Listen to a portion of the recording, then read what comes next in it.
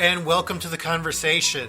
This is Honest Faith Conversations, and I am your co-host, Miguel Covarrubias. And I am Kathy Covarrubias, and today we are talking about The Good Place.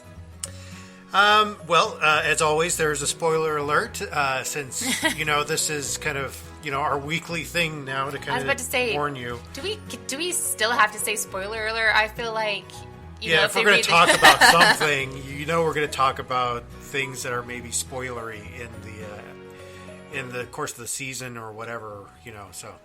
If you haven't seen it yet, this is, we're kind of going through the entire season. The season finale did just air last week. So, yeah. Should we do a recap of the season? Yeah. The show's kind of about this. It's really centered around one person. Yes, it's like, okay, so it starts off with Eleanor, waking up. And she looks around, and she turns out that she's in the good place, and she's like just kind of going along, and we soon realize that she is aware that she does not belong here. Like, this is a mistake. Like, it was supposed to be some other Eleanor. Like, this is her name, but these are they are crediting her for doing these great things that she didn't actually do. And then heaven starts falling apart, and then her supposed soulmate tries to fix her. It's not heaven, it's the good place. Oh, the good place. Sorry. So then he tries to help her to stay there, and then she finds out that there's somebody else who is not supposed to be here, and then other shenanigans ensue. And then I'm trying to think.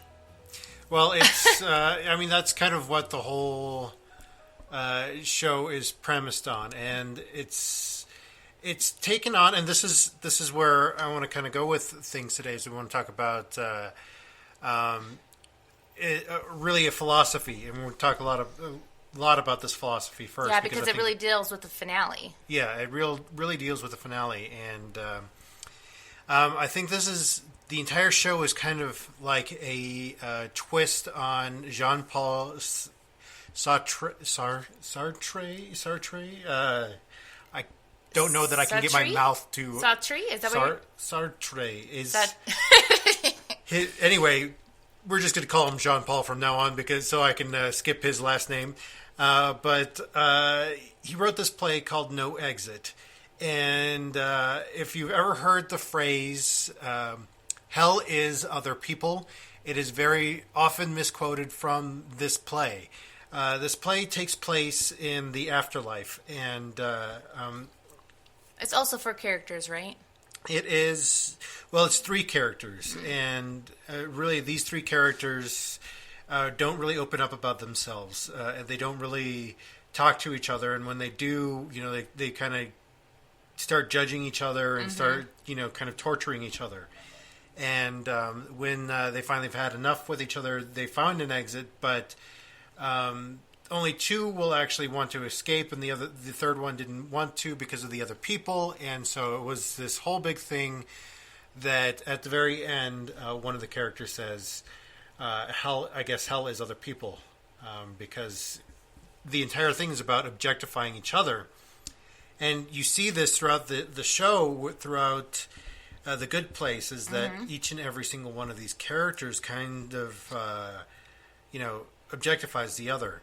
And you also go through too, and I don't know if you did, but I definitely did for certain characters. Like whenever they would say or do something, I'd be like, "Why are you in the good place? Like what?"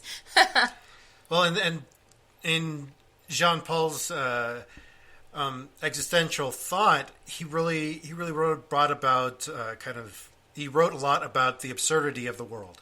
That, if you really boil things down to their essential parts, that they're just completely absurd. He wrote in one of his books about this guy who, really thinks about a bench in a train, which, at one point it isn't a bench anymore. It's, just not.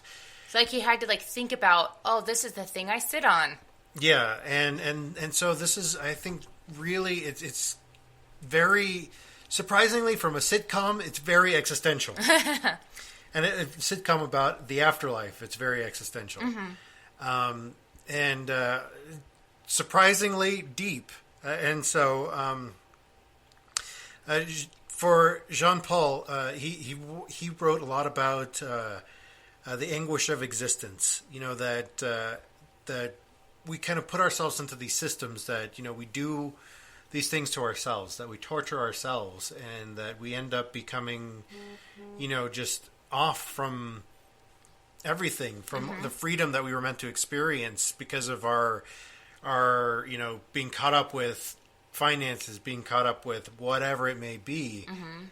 And so it kind of, I think that's what I saw in the final episode, was that it became No Exit. Yeah. That it was that saying that this entire time you've been watching this play called No Exit, but we added a twist to it. And I think it was just brilliant the way that they did the ending. There was that no, they're not really in the good place. That they're in the bad place, and they were meant to torture each other the entire time. And I just thought that was brilliant. Yeah, and I love that they, like, Eleanor was like, but you brought us together, sir. Like, your plan was foiled. And he was like, okay, we'll try better next time. And then, like you don't realize, like, oh, like, crap. This, like, these are, like, really powerful beings. Yeah. They can, you know, they can just wipe our minds out. Oops. Shouldn't have pointed it out. Well, I also wanted to bring this up in terms of another work, which is very recent. It's it's from a YouTuber, and we've talked about John Green before, but I wanted to bring up his work, Paper Towns, because Which, by the way, if you just saw the movie, it did not do the book justice. No, I know, and the theme of the book, even though it's a young adult novel, is brilliant. It's about imagining other people as more complexly as complexly as you imagine yourself. Yes. Let me try that again. Rewind. The theme of the book is about imagining others as complexly as we imagine ourselves.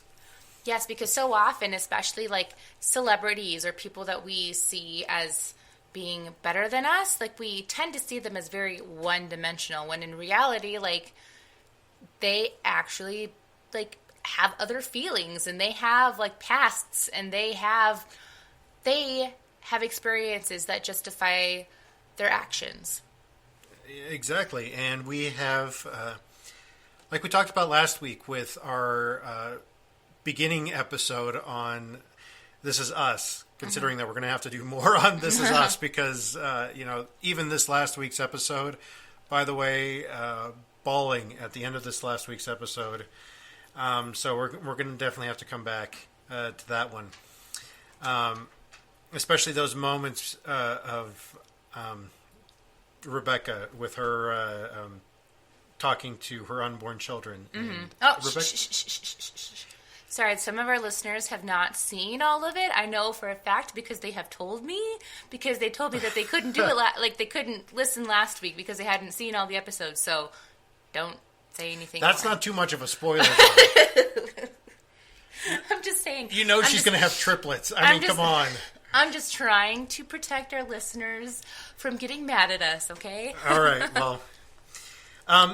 There's another thing that John Green brings up in Paper Towns is about letting go of these images. And it's kind of the very end of the novel where the main characters are kind of having this conversation about why they did what they did in the book. And, you know, she kind of says, well, if you always thought about me this way, then you followed me for the wrong reason. And, you know, there isn't this whole big love scene at the end there. You know, he gets like one kiss and that's it. But, you know, it's kind of like that whole thing of, you know, he didn't imagine her more complexly. He just kept, you know, thinking of her in this, oh, she is more beautiful than I thought she was before. And, you know, you can see that building throughout the book is that he's building up this beauty image of her. Yeah, like he definitely has a different image. Like he almost like puts her on like spy level, like cleverness, and she's just like, no, like Yeah. I didn't really leave you guys clues to follow me at all. Like, And I think that's, I mean, what's great about this show, about The Good Place, was that, yes, they did kind of give you clues throughout, the entire thing, that it wasn't really what seemed wasn't to be really The at the Good very Place? beginning. Yeah. And that, throughout the entire thing, with the way they kind of treated each other, the way they kind of saw each other, that it wasn't really that. And, this brings me to the faith in The Good Place. Because I think a lot of it is having to do with the way that we see the afterlife. And I'm going to bring more of this up in the controversial issues segment, because obviously afterlife is a huge controversial issue, and we did touch on some of it before with things like the OA. Did we talk about it in Stranger Things? maybe a little bit. I think we did a little bit. But I really think that, well, there's this concept of the afterlife, and there is, and this brings me to a lot of different things, but particularly this one story about this guy who his entire life is about thinking about food, pretty much, and I'm horribly paraphrasing the story, and it's a beautiful story, but at the very end of his life, he kind of he dies, and he goes to the good place. That's quotation marks there with my fingers. He goes to the good place, and he meets up with Jesus, and Jesus, he says to Jesus, "Okay, so my entire life I've kind of thought about the afterlife and food," and so he asked Jesus to show him what. If he could, show him what hell was like first, and then show him what the good place was like. And he goes, "Oh, good, because they're right here, and there's two doors, and behind the first door, he shows him a group of people, and they're all trying to feed themselves, and they have these long spoons attached to their arms, and they can't exactly feed themselves, because the spoons are too long, and it keeps kind of failing, and they all look extremely hungry." And they're all just trying to do their own selfish thing, and they can't feed themselves. And then Jesus shows them to the other room where everyone is feeding each other, and with the same long spoons attached to their arms, and they're actually being fed because they stopped being selfish and they let go of that whole image and started feeding each other. And I think that that particular story has a lot to do with this show, because you have the reason why it ultimately failed this first time around was because the characters stopped being selfish. Yes. And it only failed for the architect. Let's just... Yeah. Their plan failed. Yes.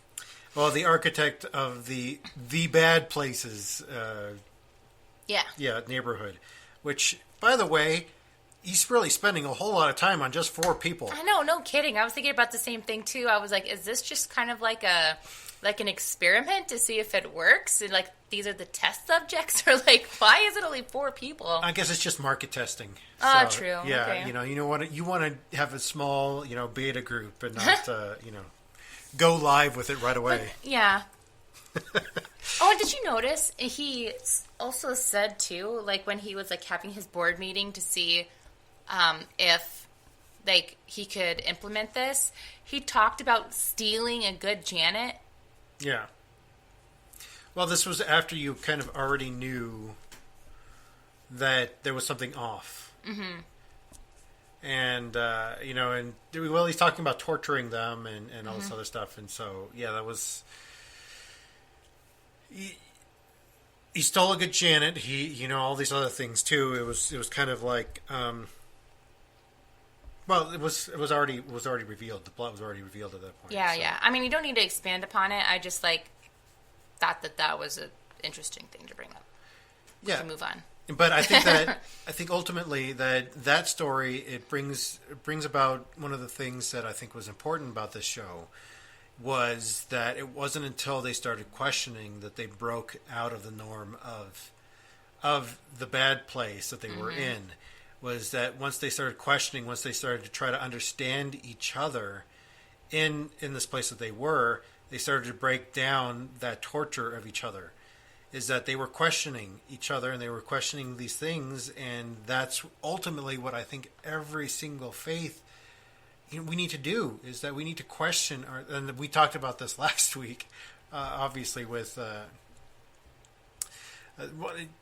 you can see the themes that kind of run through my head throughout the week is how I kind of relate to a pop culture thing, and the things that I kind of pull out of their struggles from each week is primarily kind of the things that I've been dealing with. But I think that the main point of this is the questioning of each other, is that getting rid of that selfishness and putting yourself aside for a minute and figuring other people out. And honestly, like, they're all pretty selfish. I mean, well, Chidi, I don't think Chidi's selfish. His problem is he tries too hard not to be selfish, which is why he ends up not doing anything. Yes, but in a sense that makes it selfish. Yes, because then he doesn't actually make any bad choices. But not making a choice is a bad choice in the end. Exactly. He's an interesting character. I want to expand on him on a later date, but anyway. Well, I mean, being the ethics professor and being, kind of that ethics kind of mooring in the show, and well, considering that, they said that he was the one that was closest to getting into the good place anyway, that it was because he hurt everyone else by not actually making a decision on anything. Yeah. It's kind of funny, like, he should have noticed this, being an ethics professor. Like, he should have noticed, like, oh, I'm really causing a lot of people hardship, like, in what I'm doing. Like, I should be noticing. It's almost as if he had his blinders on and couldn't tell that the people around him just were suffering with his indecision. Yeah. Well, I mean, we do this a lot in our churches. We don't. I mean, a lot of these people who don't actually make a decision, and it really ends up hurting them in the end. They just go round and round in circles. I know, and I mean, if you've ever been a part of a church committee, those of you who are in liturgical churches, most of their governing boards have these committees that end up going around in circles in every single meeting that they probably could have been taken care of in an email. Which is why I think that almost every church worker needs one of those signs that says, "I survived another meeting that could have just been an email." But it's all about that kind of that part of it for him. I think is that was his selfishness in a sense, that he made it his by not making a decision. Yep. Oh, sorry. Hold on. That's our baby. Well, now we have a special guest broadcaster with us now, is our son. So any little whines and stuff like that you hear will be coming from him. So or me. Yeah. Anyway, we left off with questioning with Chidi's selfishness. That brings me into to something that I learned this week. I learned about story behind a modern Jewish phrase, or a phrase, I guess, which would say a term called tikkun olam. But it is literally means to repair the world, and it comes from a story about creation. Rethinking of the story of creation, where God kind of moves out of the way, and where God, when God says, "Let there be light," that there are these vessels that are made to hold the light, and these vessels can't contain the light, and so they break, and there's sparks that go everywhere, and I talk more about this in my blog this week. So if you're ever wondering about how my writing is. Go check out my blog at thehonestfaith.com. Yes, there is a plug there, but forgive us. Anyway, I want to talk about this because I think that's what is ultimately important about this show, is the coming together of the characters. is that when they let go of their selfishness, they let go of themselves, and they actually come together as a group. That's ultimately when they're making the bad place into the good place for themselves. Yeah, and what I think is kind of funny is that, especially in the last episode, there's several times when they make a decision, and then all of a sudden, like, a wrench gets thrown in, and then you kind of realize, like, I noticed it, like, as soon as they made one decision, something was thrown into the mix, and then they had to, like, reevaluate what decision they made.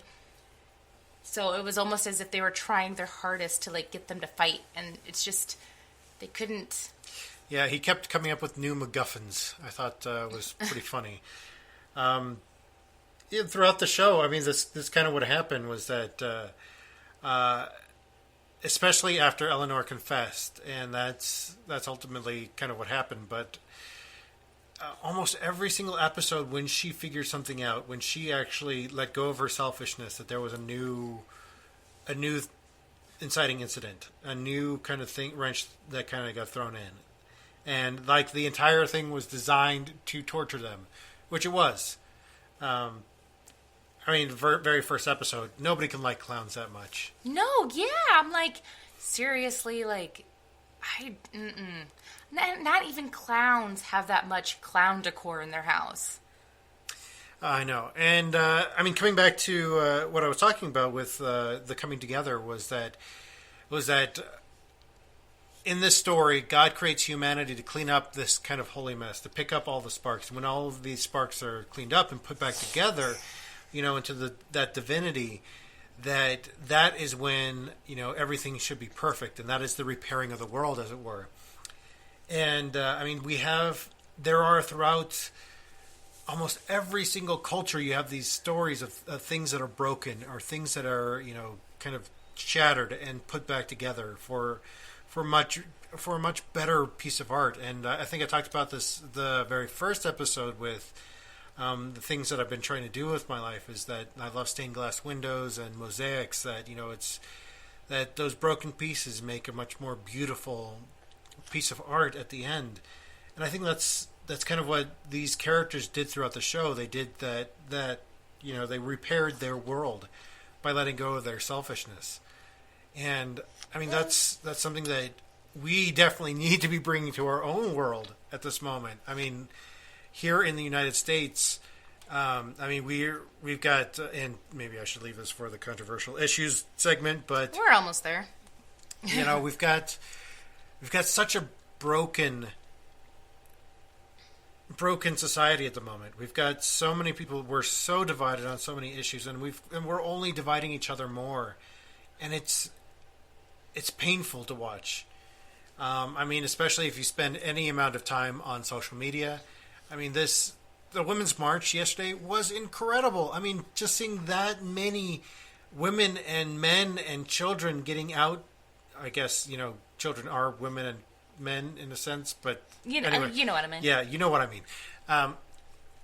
Women, men, and gender fluid people getting out and marching.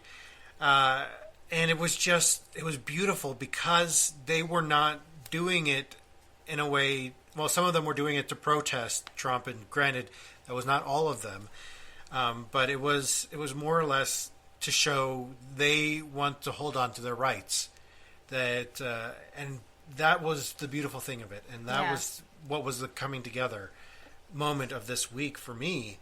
And I think I saw that, you know, bits of this show coming out into the real world with people letting go of their selfishness, is coming together and saying, no, we don't want just rights for ourselves. We want it for those people who had them too. Yeah. And, you know, I had seen some of these signs. Some of the signs were hilarious, but most of them were about holding on to rights. I mean, that's one of the big things. Or obtaining rights, because... Oh, yeah. I mean, there's still people who... Like women who don't get paid equal pay. There's still, you know, gender equality things that we have going on in this country. And talk about maternity leave or lack thereof, more like it. Yeah. And on top of that, there is, you know, hardly any companies that allow for paternity leave as well. Yeah. But that's a different story for a different day. Speaking of which, let us move into our controversial issues segment of the broadcast.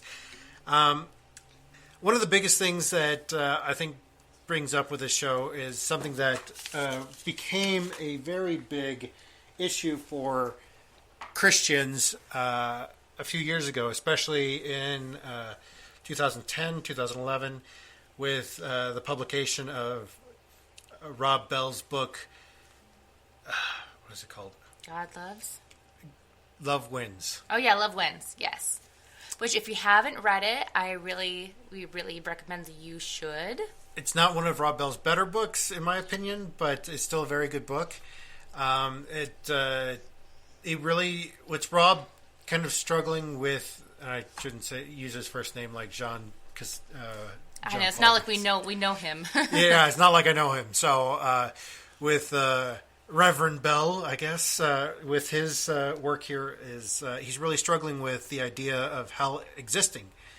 And in my opinion, I don't actually believe that hell exists as a permanent place.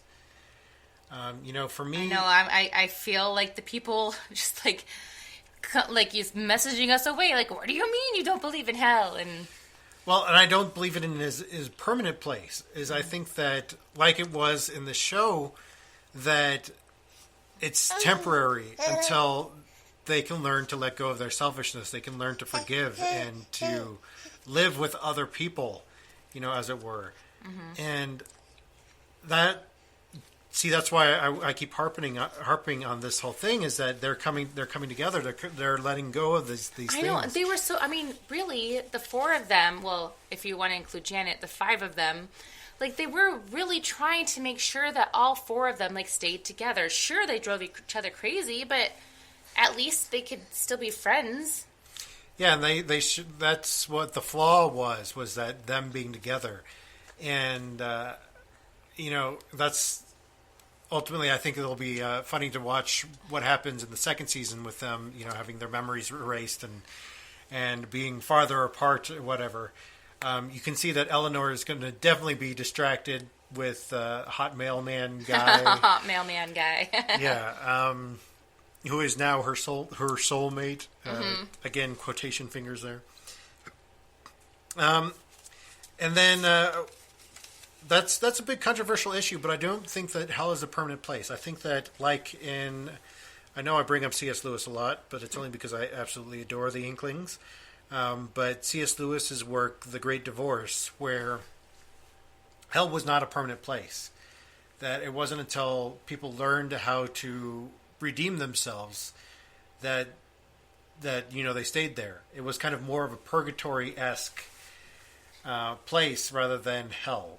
As Dante and would you say Dantean? Dante's imagination of hell. Which, by the way, if you notice that the Western Church has not had a real concept of hell until Dante, so it was Dante's allegory of hell that really kind of solidified this idea of hell. And in fact, Jesus never said hell. Jesus would always refer to the trash heap outside of Jerusalem. He would always say Gehenna, which was the trash heap outside of Jerusalem. And when he was saying weeping and gnashing of teeth and stuff like that, he was referring to Gehenna, which was outside of Jerusalem. By the way, there's a little tidbit there for you. If you could only imagine, he's throwing his arms up, as he's explaining this to you. He's really passionate about making biblical facts clear. Well, I mean, this is the whole thing, is that there was no real concept of the afterlife. In fact, in early Jewish culture, there was no afterlife concept. It was all about making life good here and now while you're here. And that's exactly what Jesus said the gospel was, that the kingdom is here, the kingdom is now. Mm-hmm. And anyway, that's my controversial issue point on hell. I feel like we need to have some music to go along with that. And now moving on to controversial issues. Ding ling ling ling. Yeah, the more you know. Dun, dun, dun, dun. Anyway, I want to go back to Jean-Paul Sartre for a second there, with his idea of bad faith, is living in bad faith. And I think that the his whole concept was about money and stuff like this. But I think that this happens within churches, and this is why it's a controversial issue for me, is because we are just expected to. Well, sometimes people are just expected to go and not question. Just expected to follow blindly their leaders in the church. Well, and it really depends on what church you go to. Exactly. And that's why I fell in love with the Episcopal Church, was because, as Robin Williams put it, you don't check your brain at the door. Is that, you come in, you're made to question, I think. And I think that's, true with all of humanity as a whole. We're made to question, so that we're made to, kind of have this conversation all the time, always be in conversation with one another. I know, buddy. We're made to have conversation. And so I think that's another big controversial issue. And you saw that in the show, that it would have worked perfectly for Michael had they not questioned, had they just gone along with the entire thing. Had she continued to struggle with the idea, with keeping her not belonging there under wraps. Yeah, or if she hadn't told them about her realizing that, oh my God, this is the bad place. If she had just kept it under wraps and just, I don't know, somehow told them in secret, or I don't know how she would have been able to do that, since they're, all knowing, but, at least try to keep them there. Yeah. Well, they also have this whole thing of, my next controversial issue point here is the black and white ethics, that most sitcoms, deal with that black and white ethics thing, is that, there is a simple answer to all of these things. And it's wrapped up in one half-an-hour episode. Exactly. And this entire thing is more serialized, so it shows the varying shades of gray with everything that's happening. And, I think that way too many people want to see the world this way, as black and white, that there is an easy answer to everything. And no, it's not. I mean, we've got varying shades of gray. That's life. Life is gray. That we Everyone live in is this a varying weird shade gray of gray. area. Yeah. So there is no black and white ethic thing for anything. That, even the Bible's not black and white. There is varying shades of gray throughout the entire thing. And in fact,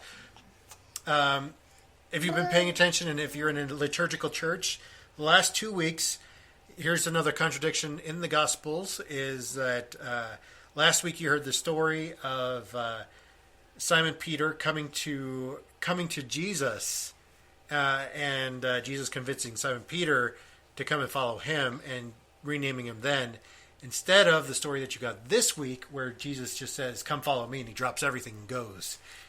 So there's that contradiction there. By the way, just saying, there is that shade of gray there. I know there is shades of gray.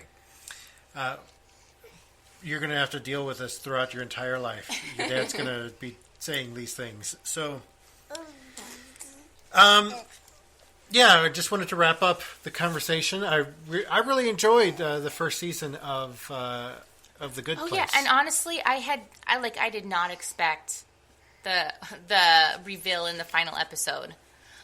I knew that she, I was convinced that she didn't belong. I was convinced that Jason didn't belong.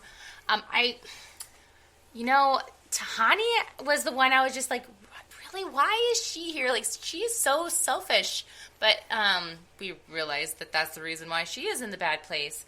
Where was I going with this? I don't know. That you didn't see the twist coming. Oh yeah, I didn't see the twist coming. I should have, though, now that I'm thinking about it.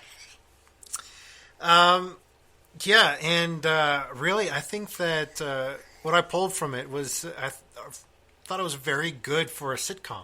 Mm-hmm. I was pleasantly surprised about how good it was. Yeah, and Kristen Bell is not in.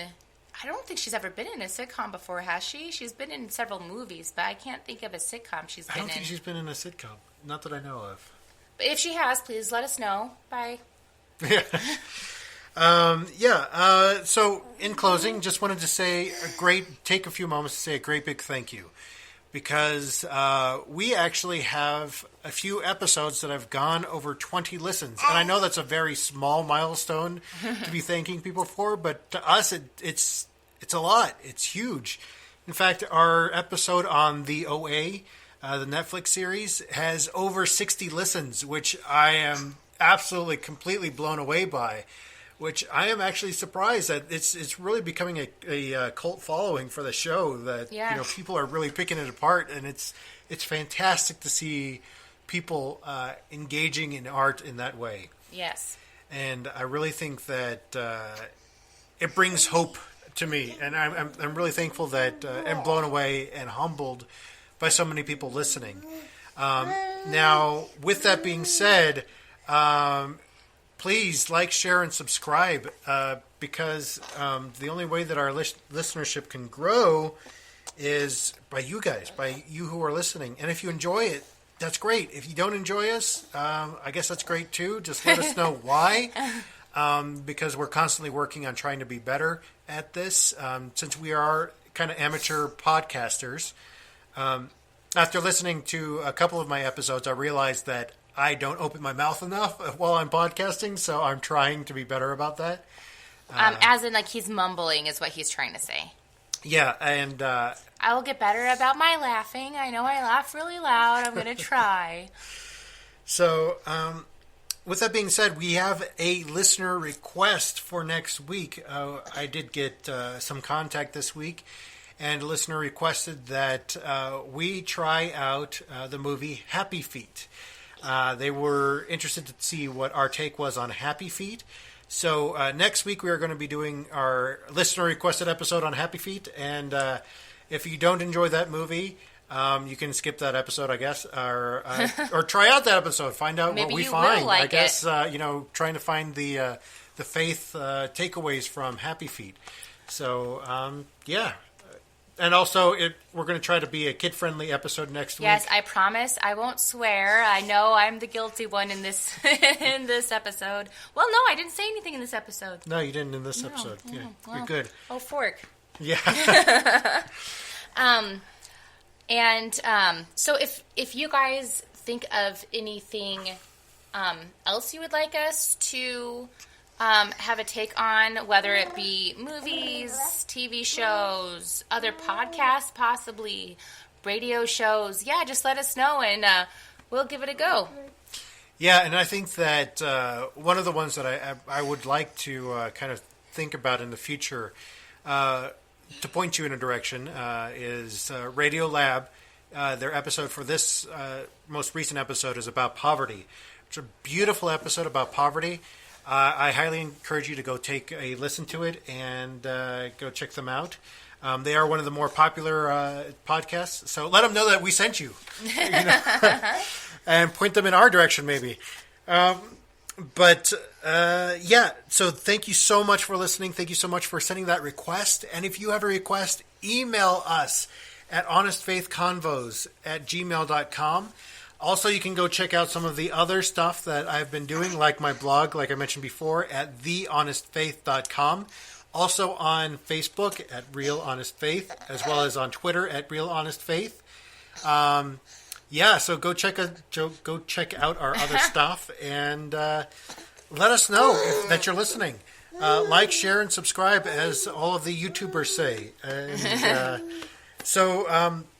just wanted to say thank you so much to all of you who have listened. Yeah, we're really blown away, so thank you. And as always, come and join the conversation.